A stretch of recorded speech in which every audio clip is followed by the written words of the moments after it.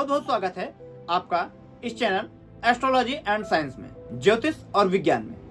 दोस्तों, जीवन में ज्ञान यदि ना हो तो वह मनुष्य पशु के समान होता है। यदि ज्ञान ही ना हो तो हम किसी कार्य को करने में असमर्थ होंगे। इसलिए कुंडली का 5वां भाव आपके लिए अति महत्वपूर्ण होता है। आज हम कुंडली के 5वें भाव का विश्लेषण करेंगे कि 5वें भाव से किन किन विषयों का विचार किया जा सकता है और कैसी स्थिति में उसका हमें लाभ होगा।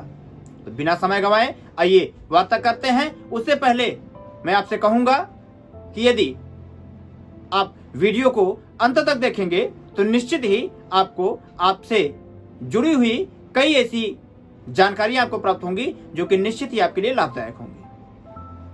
आइए वीडियो शुरू करते हैं। 5वां स्थान शिक्षा का स्थान माना जाता है। आपके ज्ञान की, आपके योग्यता का यह स्थान माना जाता है। 5वां स्थान से संतान का भी विचार किया जाता है। आपके शरीर में पेट का विचार, स्टमक का विचार 5वें स्थान से ही किया जाता है। 5वां भाव आपके लिए संततिदायक और शिक्षा का कारक होते हुए साथ ही साथ आपके संबंधों को अनुकूल करने का और आपकी वाणी का कारक भी माना जाता है। जैसा कि आपको पहले भी बताया गया है कि द्वितीय स्थान भी वाणी का स्थान मान होता है, अर्थात आपके बोलचाल, आपके व्यवहार का कारक होता है। क्योंकि शिक्षा से आपके व्यवहार का, आपके बोलचाल का बहुत ही महत्व होता है, संबंध होता है, जिसके कारण आपकी वाणी में किस प्रकार का प्रभाव रहेगा यह 5वां भाव भी उतना ही उपयोगी होता है जितना कि द्वितीय। जन्म कुंडली का 5वां भाव आपके लिए अनेक और आयाम, जैसे आय, आपकी शिक्षा का क्षेत्र, आपके इष्ट देवता का स्वरूप, आपके कुलदेवी कुल देवताओं का भी प्रतिरूप आदि ऐसे स्वरूपों को प्रदर्शित करता है। दोस्तों, 5वें स्थान पर यदि किसी शुभ ग्रह, विशेषकर बृहस्पति आदि का प्रभाव हो तो ऐसा व्यक्ति अत्यधिक बुद्धिमान, ज्ञानी और अपनी शिक्षा को समय पर पूर्ण करने वाला होता है। परंतु यदि 5वें स्थान पे किसी पापक ग्रह जैसे केतु, राहु आदि का प्रभाव हो जाता हो तो ऐसी स्थिति में उस व्यक्ति की शिक्षा बाधित होती है, अर्थात रुक रुक कर अथवा अपूर्ण ही रहती है।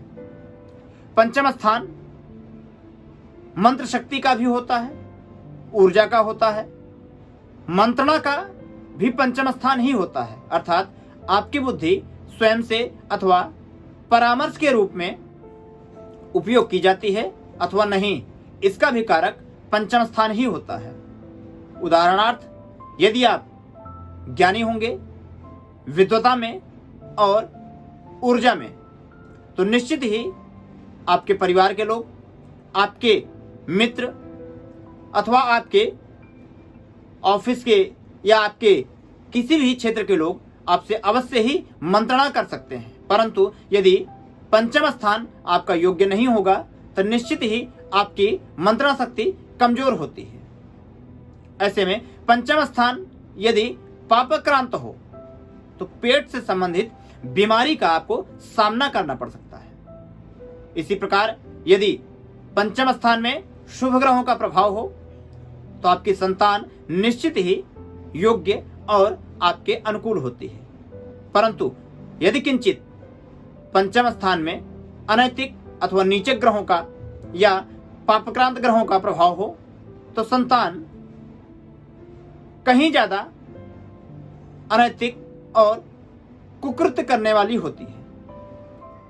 अतः ऐसे में यदि आपका 5वां स्थान प्रभावित हो तो निश्चित ही उसे ठीक करने की आवश्यकता होती है। किसी योग्य ज्योतिष के पास जाकर उस ग्रह से संबंधित उपाय करने की अनिवार्यता होती है।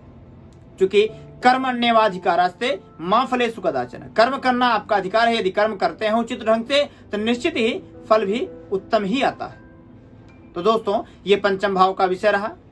5वें स्थान से इन सारे विषयों को विचार किया जाता है। यदि शुभता होती है तो निश्चित ही शुभ फल प्राप्त होते हैं, और यदि किसी पाप ग्रह का प्रभाव होता है तो उसके अनुकूलता के लिए आपको प्रयत्न करना चाहिए। वीडियो को देखने के लिए बहुत बहुत धन्यवाद। अगर अभी तक आपने लाइक नहीं किया है तो लाइक करें और सब्सक्राइब करें चैनल को। बेल आइकॉन के बटन को जरूर दबाइएगा।